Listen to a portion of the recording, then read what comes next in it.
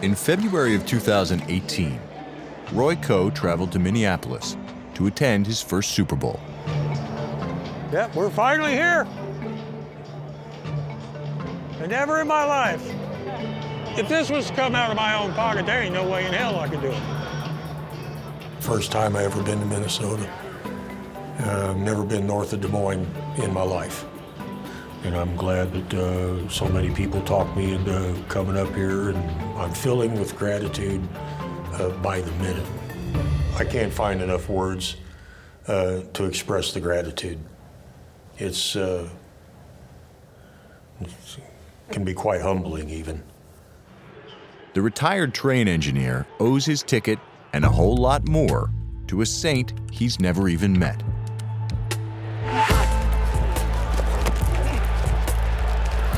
With time complete, that'll be Austin Carr, the young kid out of Northwestern.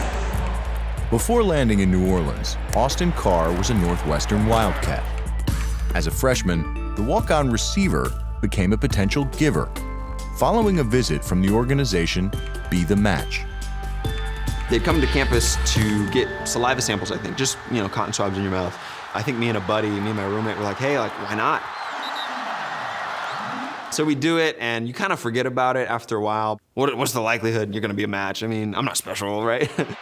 2.5 years later, with one season of eligibility remaining, Carr faced a decision that would impact his NFL aspirations. I get a call from Be the Match. There's a patient with non-Hodgkin's lymphoma, fighting for his life. Come to find out, it would keep me out for about a month afterwards. I'm concerned. When I find out I'm out for a month, it's like, so I'm gonna miss 2 to 3 weeks of spring ball. You've really gotta count the cost for yourself, count the cost for them, and realize that this world doesn't revolve around you. There are others who might need you. Late September of 2012, they said, yeah, well, what you have is non-Hodgkin lymphoma. They was going to continue with chemo treatments and everything while they were trying to find a donor and all. God's sake, I'm not even 60 yet. And in spite of a lot of BS that goes on in the world, life is still, good and worth living. And I'm not ready to see what's on the other side yet. So the procedure itself was basically 5 hours of blood dialysis. Painful process, I'd say. You have a tube in one arm, tube in the other, and you see kind of your blood circulate into this machine. And so for 5 hours, you're kind of sitting there, you can't move. In the here and now, it's just inconvenient. This was an opportunity to potentially save a life. Carr recovered in time for a standout senior season. Touchdown, Northwestern, Austin Carr! Despite being named the Big Ten's wide receiver of the year, he never heard his name called during the 2017 draft.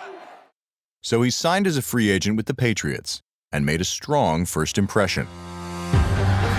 Garoppolo looks, now throws end zone, caught, touchdown, Austin Carr. This was a walk-on at Northwestern. Led the Big Ten in receptions, receiving yards, touchdowns, and didn't get drafted.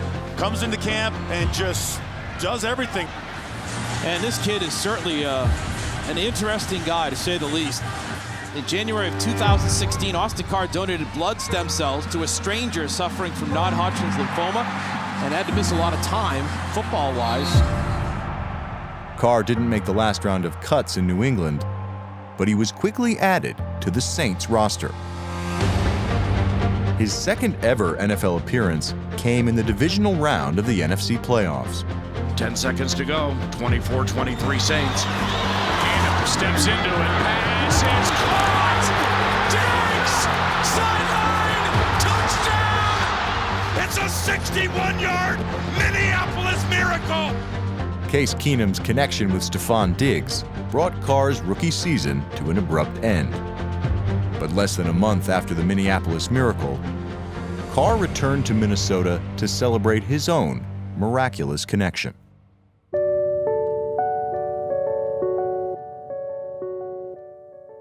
A lot of people might be wondering, so what's Be the Match?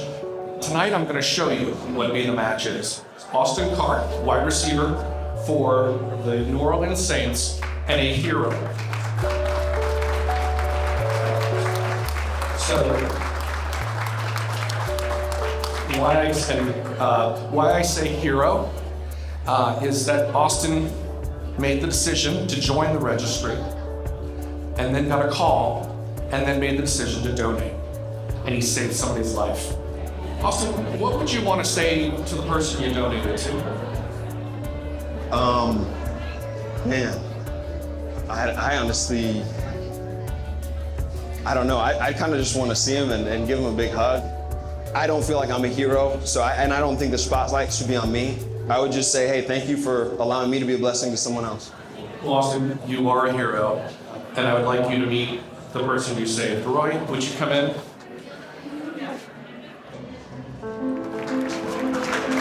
Hey, how's it going, Roy? I'm doing well. How are you?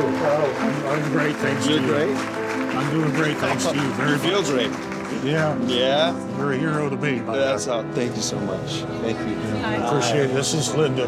Linda. Yes, too. Very good. That's good to hear. She's been with me through all of this. Wow. So has she, right? Yes. Yeah, that's Yeah. a lot to go through. Not as much as you guys, though. That's for sure. Well, It's a long, slow process, you know, but he's getting there.